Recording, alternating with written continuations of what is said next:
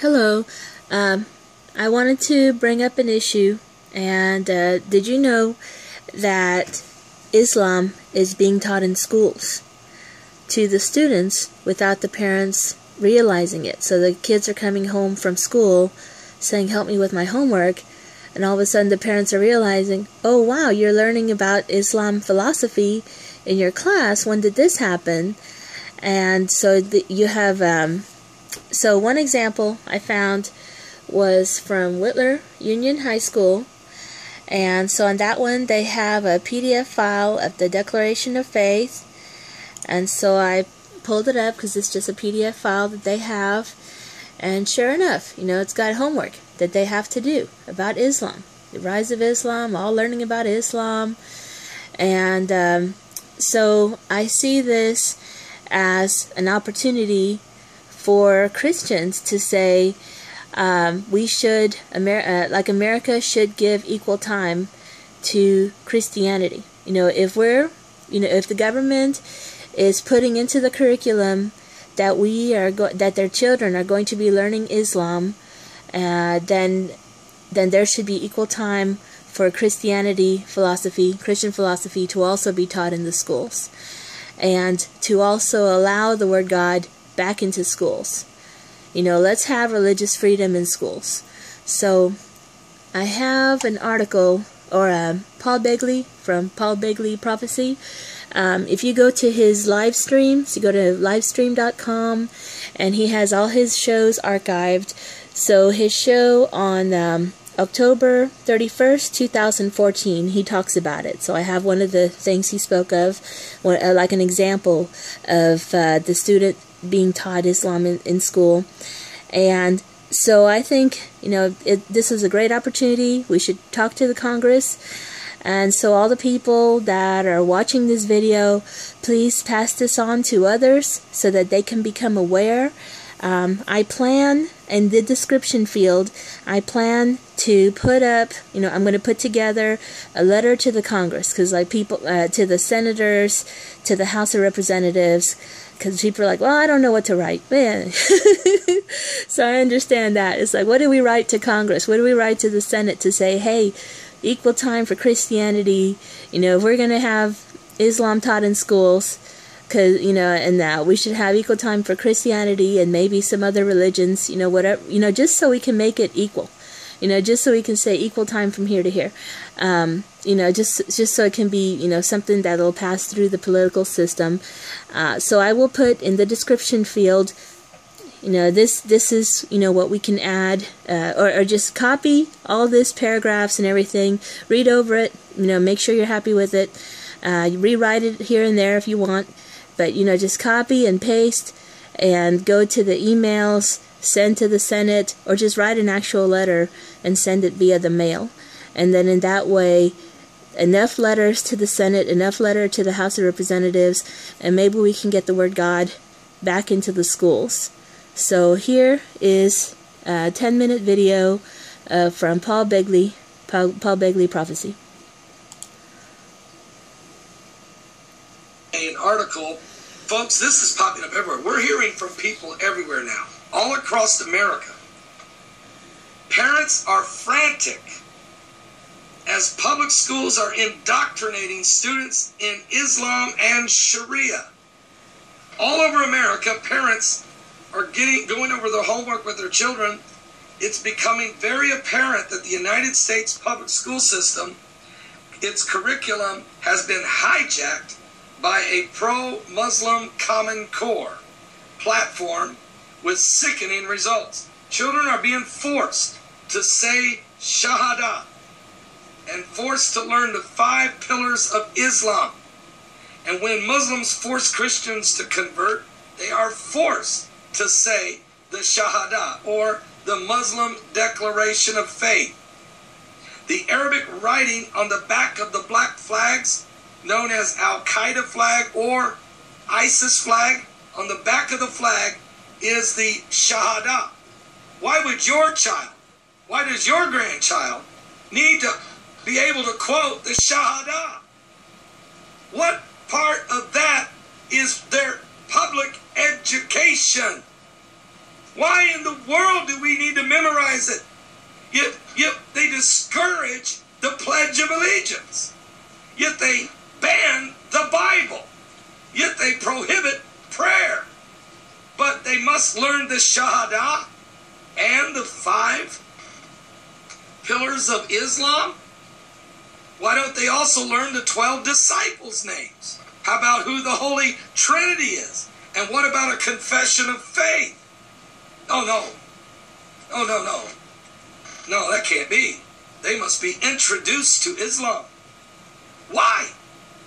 And then it says, on your tax dollars, by the way, the Arabic writing on the black flag of jihad, also known as Al-Qaeda flag or ISIS flag, is the Shahada, the chant. And this is an imperialism. It's being forced on American school kids. Here's even a picture of their homework document. I want to show you this. Let me hold it still so you can read it. This is what this child was to learn. 5 pillars of Islam. Also the Islam map. Teaching and practices. Teaching and practices. Harry Potter generation. And the rise of Islam. These are just some of this is right out of the curriculum that they must learn in public schools. Now, about a month ago, this woman, this is a mother's story. She says, about a month ago, my daughter asked for my help with her homework. This is a 7th grader. And we already heard this is happening all over the place, popping up all over schools across America in the 3rd grade. This is a 7th grader. Now, my daughter usually does not ask me for help, but she gave me her vocabulary words for her social studies and simply asked me to type it for her. I started typing the first few words, and then I came to Quran, and then mosque, alms, caliph, jihad, Sunnis, Shiites. I instantly became alarmed and asked to see her social studies book. My husband and I spent the next 3 hours reading through her book, and I have to tell you that my life changed that day. I kept my daughter home from school for the next 2 days. I met with the principal. I then attended my daughter's class when she went back to school. Her assignments continued. Draw detailed pictures of the 5 pillars of Islam. Write a word college of all that is good with Islam. We met with the teacher and the principal together and questioned this curriculum. We received the party line response. These are state standards. This is the Common Core curriculum. I was concerned with the nature of the material that is being taught in the classroom, whether it is being presented in a truthful manner and in all aspects were told. This is not happening. Simply from viewing the table of contents, one can see that Islam is the dominant religious focus throughout the book. I'm amazed upon further review of the book how they were able to slip Muslims into China, how Spain is only referred to as a Muslim Spain. The chapter on West African civilization contains the growth of Islam in West Africa, and the teacher explained to me that they had discussed Christianity in the first 2 chapters, but when I reviewed them personally, I found that Jesus was mentioned once as a Jewish prophet in the first chapter, and the 2nd chapter briefly discussed the division within Christian church. Chapter 3 dedicated completely to Islam and the story of Muhammad with multiple quotes from the Quran through the chapter. The book even goes on to say that Muhammad revealed the purest version of God's truth, and that Muhammad is the final prophet of God's truth with the most complete version of the truth. They didn't even explain that Jesus Christ was the Son of God, or the virgin birth, or the Godhead, the Trinity. They never spoke about Christianity and conversion to Christ, and the crucifixion on the cross, and the resurrection from the dead. None of this is mentioned. Only Jesus mentioned once as only a prophet. Guess what? That's what the Quran says he is. That he's just a prophet, not the Son of the living God. So what has happened to America? Under the Obama administration, there is a concerted effort. Trust me, this is not an accident. What do you mean? It's the state standards. It's the core curriculum. This is a federal mandate. This is a strategic approach by the New World Order to indoctrinate your children, your grandchildren, to turn them from the cross and turn them to the mosque. I could preach a message on that. They're trying to turn your children from the cross and turn them to the mosque, and then tell you how good Islam is. Did they explain to them about the bad Islam, which is the beheadings, the crucifixions, the Sharia law, the burqas, the honor killings? Did they explain to them about the 72 virgins? How about the many, what?